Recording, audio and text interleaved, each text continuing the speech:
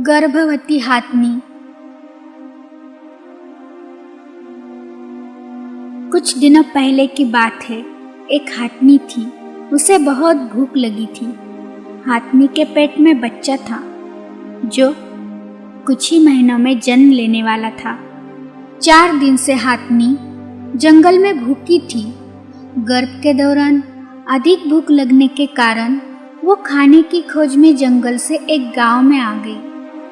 गांव में रास्ते पर एक अनानास पड़ा हुआ मिला। भूखी होने के कारण उसे जो खाना मिला उसे देखकर वो खुश हो गई और झट से हाथनी ने अनानास खा लिया। जैसे ही हाथनी ने अनानास खाना शुरू किया, अचानक से उसके मुंह में अनानास फट गया और इस वजह से बेचारी गर्भवती हाथनी का मुंह जल गया और दर्द के मारे वो चिल्ला रही थी, दर्द से तड़प रही थी।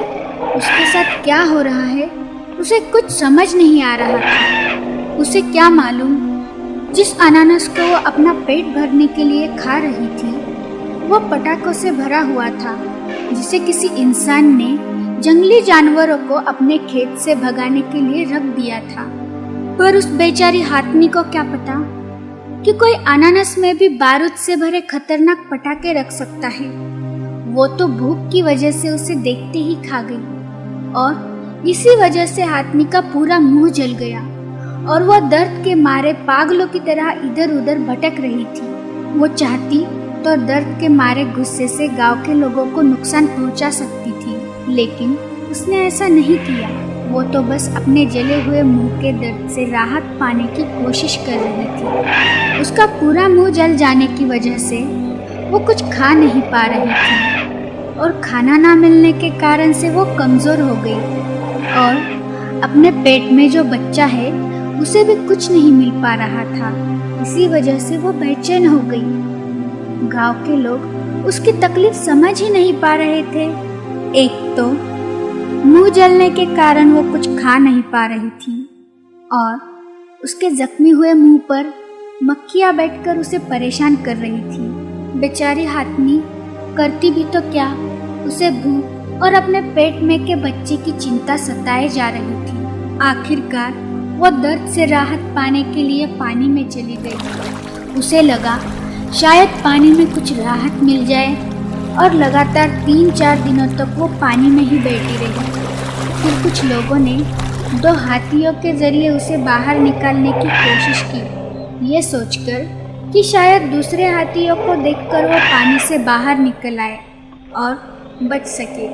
लेकिन हाथनी जानती थी कि अब वो नहीं बचेगी। वो जान गई थी कि उसका मरना तय है, लेकिन वो जीना चाहती थी, खुद के लिए नहीं, अपने पेट में के बच्चे के लिए। शायद ही ऐसी कोई माँ होगी जिस पर ऐसी नौबत आई होगी। बेचारी हाथनी ने स्वेच्छा से जल समाधि ले ली, ये जानते हुए भी कि उसके पेट में एक बच्चा है जिसे वो इस दुनिया में लाना चाहती थी, उसके साथ खेलना चाहती थी, लेकिन वो ऐसा कर ना सकी। उसी वक्त हाथनी ने दम तोड़ दिया। ये देखकर उन हाथियों के आंखों में आंसू आ गए। शायद एक बेजुबा का दर्द एक बेजुबा ही समझ सकता हो। एक इंसान के गलती की सजा बेचारी गर्भवती हाथनी और उसके बच्चे को मिली, जिसकी कोई गलती भी नहीं थी। एक तरफ जिसे हम गणेश जी का स्वरूप मानकर उसे पूजते हैं, वही दूसरी तरफ अपने स्वार्थ के लिए उसी गणेश स्वरूप हाथी के साथ इतना दुर्व्यवहार क्यों?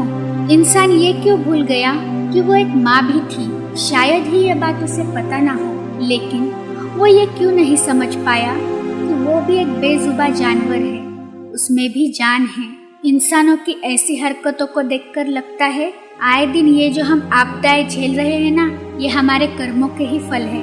मनुष्य अपने स्वार्थ में इतना अंधा हो चुका है कि शायद वो ये बात भूल चुका है कि इस दुनिया पर जितना हक हम इंसानों का है, उतना ही हक इस दुनिया के हर पशु प्राणियों और आदि जीवों का भी है। जानवरों को नुकसान पहुंचाने से पहले हमें ये समझना होगा, अगर ये नहीं रहेंगे तो हम भी नहीं रहेंगे, क्योंकि हम सब इस सृष्टि का एक हिस्सा है। Please like, share and subscribe our channel.